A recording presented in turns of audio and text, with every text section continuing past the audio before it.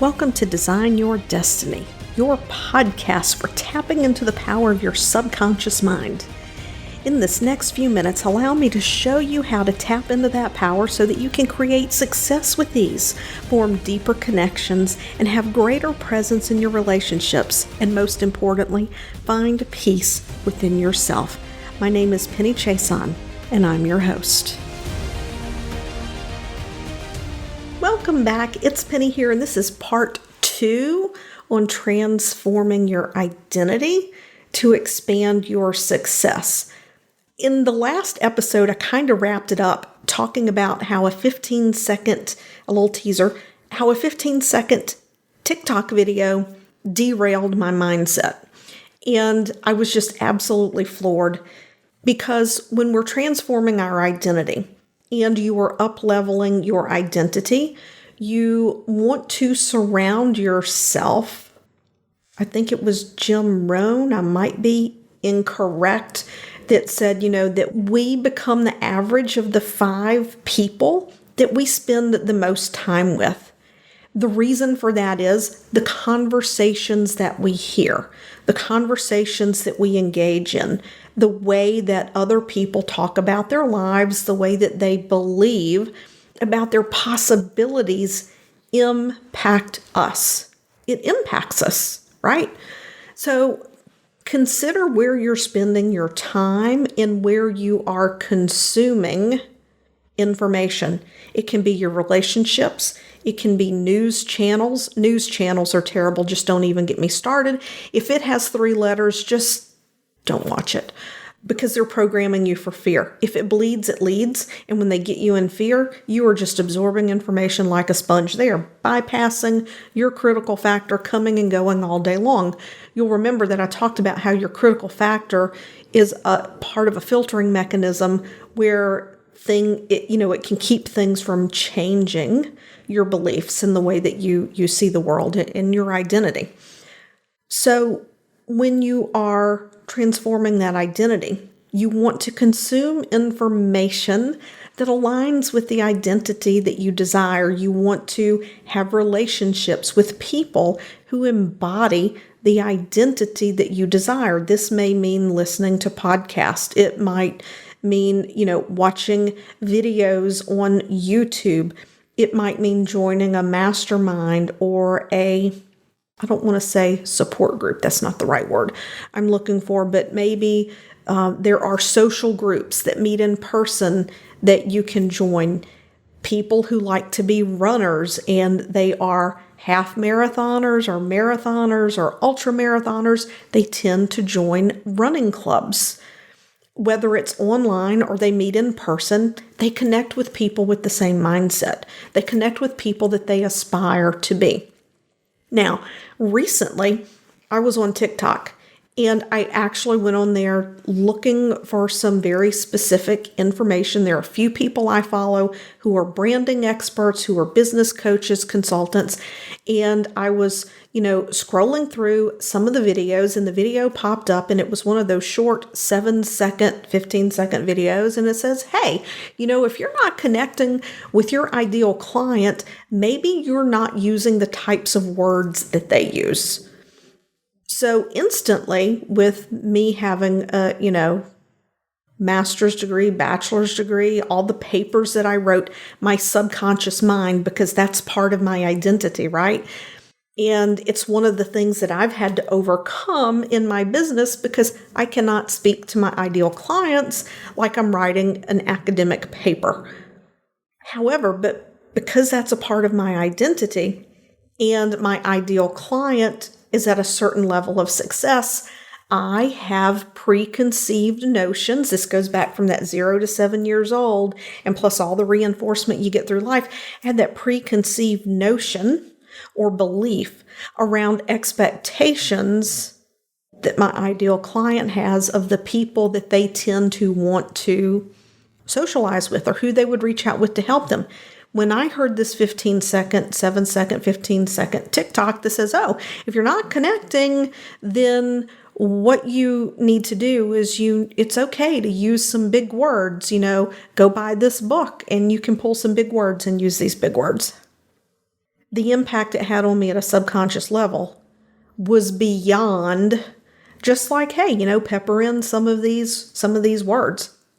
My subconscious mind literally took it to mean that if I want to work with these clients, that I have to talk like them, that I have to speak their language. And that was not the intent of the person that shared this, I don't believe.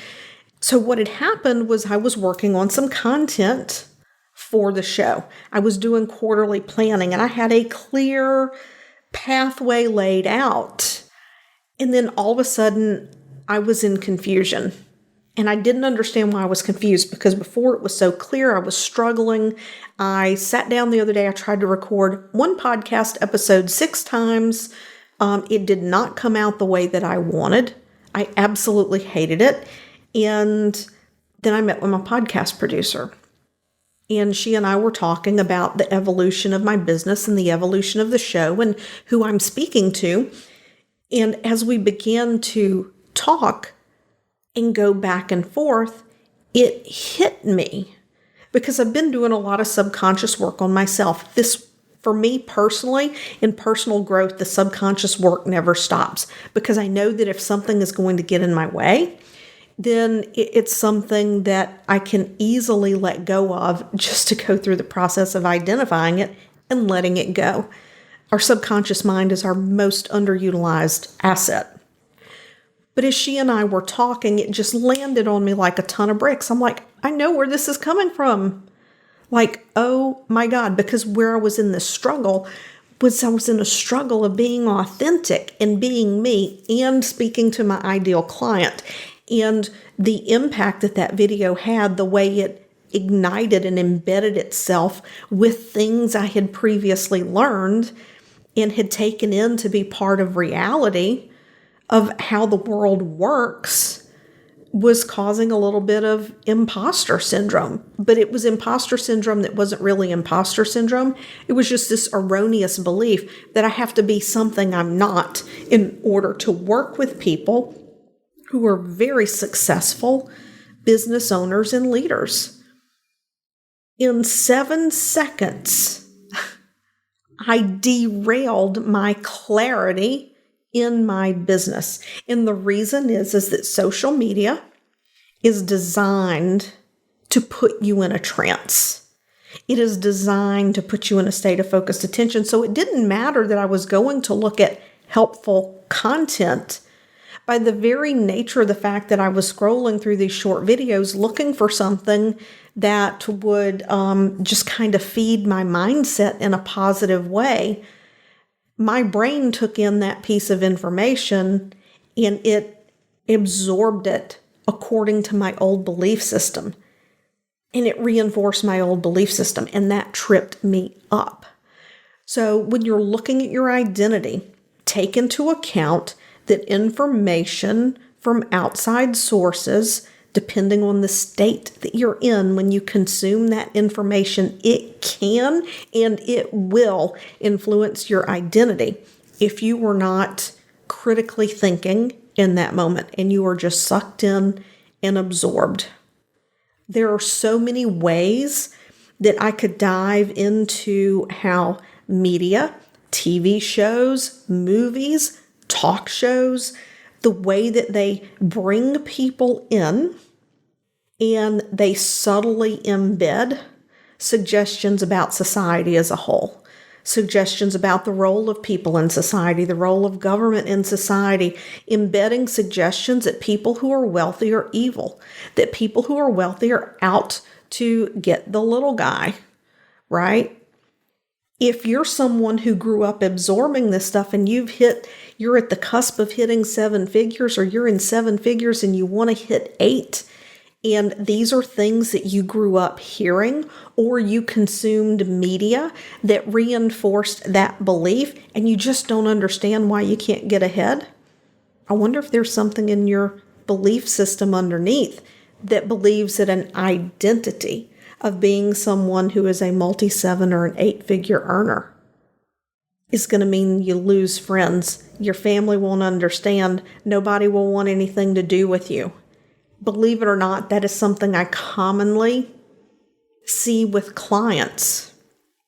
It's impossible for you and I to connect and for me to immediately go, oh, this belief is your problem. However, in a subconscious state, we can go back and unravel the stories around that belief. And once we know what the stories are around that belief, we can dismantle those stories and knock down that belief and put in a new, healthy belief that good people with a lot of money do great things. That it is okay to be yourself, to be authentic, to be you, and be wealthy. That when you become wealthy, you don't lose your good qualities. You don't lose the compassion, the service-mindedness, the loving that you want to reach out and help other people. See, that's programming. That's all programming that people have. So if you're struggling with success, if you have a fear of losing it all, right? That's another common thing. You have a fear of losing it all somewhere in your belief system, on your deeper subconscious identity, somewhere in the belief system, there has been a pattern of information that has been absorbed as reality that, things are really bad if you don't have, right? Sometimes people go into business and they become successful to never have to be in a situation they were in when they're younger, or to never have to struggle the way they watched their parents struggle with money, or to know that they can easily send their kids to college, any college they want, and not think about it because maybe they weren't able to go to the university they wanted to go to because they didn't want to burden their parents. And, the simply not ever wanting to be in that situation is enough to create a pattern and identity that generates this fear of losing it all. And then that fear of losing it all, it can cloud your decisions. It can make things murky, can make things challenging. So the things that we absorb that influence our identity come from a number of different places. If you're someone who practices affirmations or scripting, it's a great place to start. But if you can't pinpoint where it's coming from, and as these things go, they tend to go in cycles, right? Like you're just trucking along, you're doing really great for a while, and then all of a sudden it's like, wait a minute, where did this come from? And then you manage to work through it, and things are good again, and then it crops up again. What did it cost you to get caught up in that, even though it got better on its own, but then it comes back? What did it cost you in that time period when you were caught up in that? How did it slow you down? How did it impact your decisions? And it's something that you really want to take care of. So guard your identity closely. Guard your subconscious closely. And I guess guard is the wrong word, right? It's not like we have to be at attention and whatnot. Be mindful of what you feed your mind. Be mindful of what you feed your mind. And create the identity that you want and start living from that identity as if it already happened. And if you're bumping up against things, if there's resistance, it's like, oh no, I don't believe I can have this, or I don't believe I can do that or be this, then maybe you and I should connect. We could just have a chat. See what's all is going on underneath the surface. All right, everyone. I'll catch you next week. Thank you for listening today. If you've enjoyed this episode of Design Your Destiny, I would appreciate it if you would head over to iTunes and leave a positive review.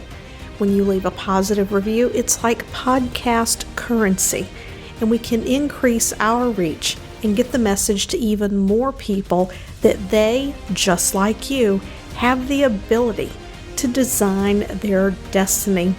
And remember, subscribe on your favorite podcast platform.